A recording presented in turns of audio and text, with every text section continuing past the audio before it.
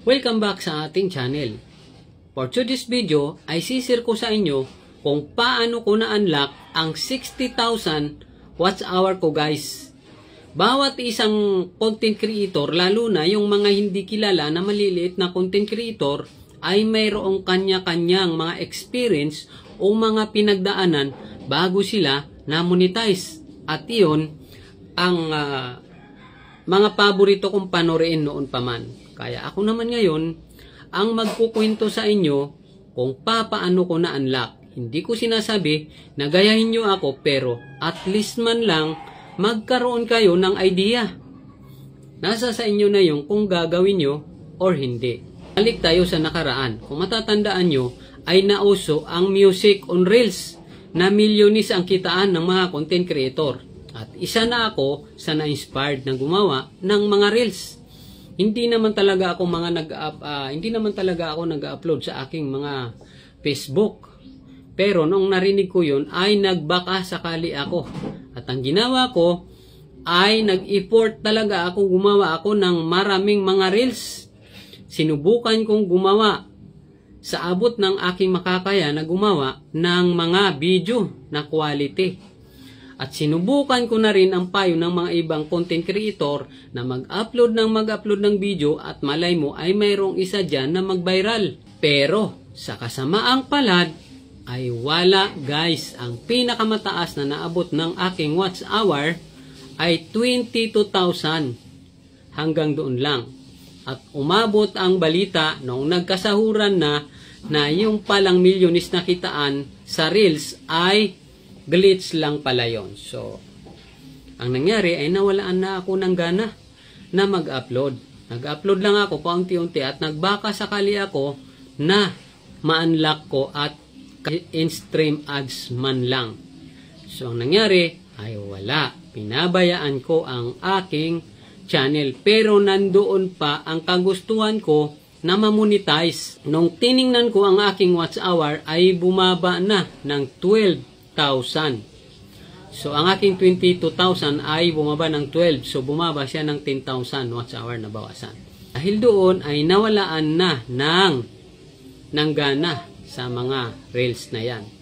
Ang ginawa ko na lang ay kumuha ako ng mga video sa ibang platform at sinisigurado ko na yung may-ari ng video ay wala siyang Reels. Gumawa ako ng mga video na maiiksing video na mayroon akong reaksyon na pagmumukha doon sa ilalim at kung saan-saan man dyan.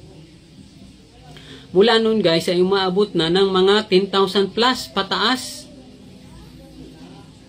Pero tiningnan ko ang aking watch hour ay tumaas lang siya ng 1,000 plus dahil sobrang maiiksing video, mga 5 seconds, hindi umaabot ng 10 seconds.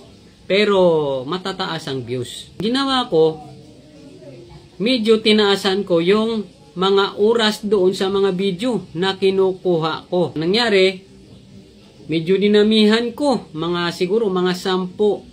Basta hindi umabot ng 10 video. Pero matataas ang views guys. Umaabot na ng 20,000. Hindi bababa doon yata yung 10,000 plus. Ang nangyari ay tumaas na. So, ganun lang ginagawa ko. Hindi na ako tumitingin sa watch hour. Mayroon pang umaabot sa akin na unoriginal content na detect nila, mga message ni Meta. Hindi ko na pinapansin yun guys. Ay sabi ko, bahala ka dyan. Hindi naman ako interesado dyan. Noong isang araw, mayroon dumating sa akin na message na mayroon daw ako sahod na nadidili at hindi ko raw matanggap. Diba, pag mayroon kang pipilapan, mayroon kang back account, ano mo gustong ipasok ang sahod mo? Sabi ko, bakit mayroon ganun? Hindi naman ako monetize. At binuksan ko ang aking dashboard. Hinanap ko yung aking watch hour. Aba guys, nabigla ako, wala na. Sabi ko, wala na pala. Tinanggal na yung aking watch hour. Wala nang pakinabang tong channel ko. Pero nung tiningnan ko ng tiningnan, mayroon daw akong sahod. 2 buwan na para sa Star at mayroon akong 1 buwan para sa in-stream ads na 0.1 centavo. Sabi ko, paano nangyari? Hindi naman ako monetize. So binuksan ko ng binuksan at nakita ko doon na pinadala ni Meta na message sa akin. Sabi niya, wala kang violation sa in-stream ads at pwede kang kumita ng pera sa pamamagitan ng pag-upload ng mga video. At okay, pero ang iyong ibang tools mo, Reels, yung mga Reels mo ay hindi mo muna magagamit dahil mayroon kang an original video. Kasi meron din akong in-upload guys na maiksing video na hindi ko na nilagyan ng reaction. So, sabi ko, aba, monetize pa ako, nagtataka ako, hindi ko makita ang aking watch hour, yung na nakalagay. Ay pwede na daw ako kumita. At kumita nga ako ng 0.01 centavo. Yun pala ay mayroong isa sa aking mga video na nag-viral. Nag-viral siya guys. At yung aking reach ay umabot ng 1 million. At yung aking 3 seconds video ay umabot ng 700,000. Aba, sabi ko monetize na pala ako. Siyempre, tuwang-tuwa ako dahil nga nalaman ko na na-monetize ako. Nawawala pala yung watch hour doon sa listahan ng in-stream ads. Yun ang nakalagay doon. So, ang ginawa ko, hindi ko na tiningnan ang aking mga video. Dahil nga, unoriginal content, pinagbubura ko na yon. Na dapat pala ay hindi ko binura yon. Para tuloy-tuloy na yung watch hour ko doon sa video na yon at magkakaroon pa ng maraming followers. Dahil pag mayroon kang viral video ay madadagdagan yung followers mo. Yung mga kaibigan mo, umabot ng 300 yung nadagdagan ako ng 300. Aba, biglang 300 300 plus yung nadagdag sa akin followers. Yung pala mayroong nag-viral. Pero binura ko ng binura yung mga unoriginal content ko.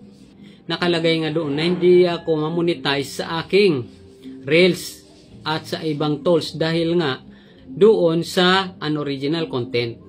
Pero okay lang sa akin yun, at least ang aking in-stream ads ay na-monetize na.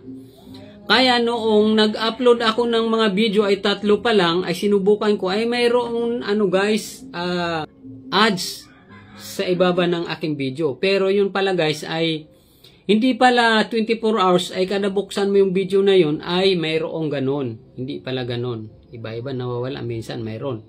Yung aking channel ay pinil up ko na. Di ba mayroon kang pwedeng i-fill up na kung sakaling ikaw ay makaabot na ng 60,000 watts hour ay automatic na na-monetize ka na. So tinapos ko na yon. So guys, ang payo ko sa inyo ay mag-upload kayo ng mga long video at mag-live din kayo paminsan-minsan. Dahil yun naman ang ginagawa ko. Paminsan-minsan lang. Bago lang ako nag-live ng isang bisis at andyan pa sa aking video. So sana mayroon kang napulot na aral at ma-share nyo naman sa iba.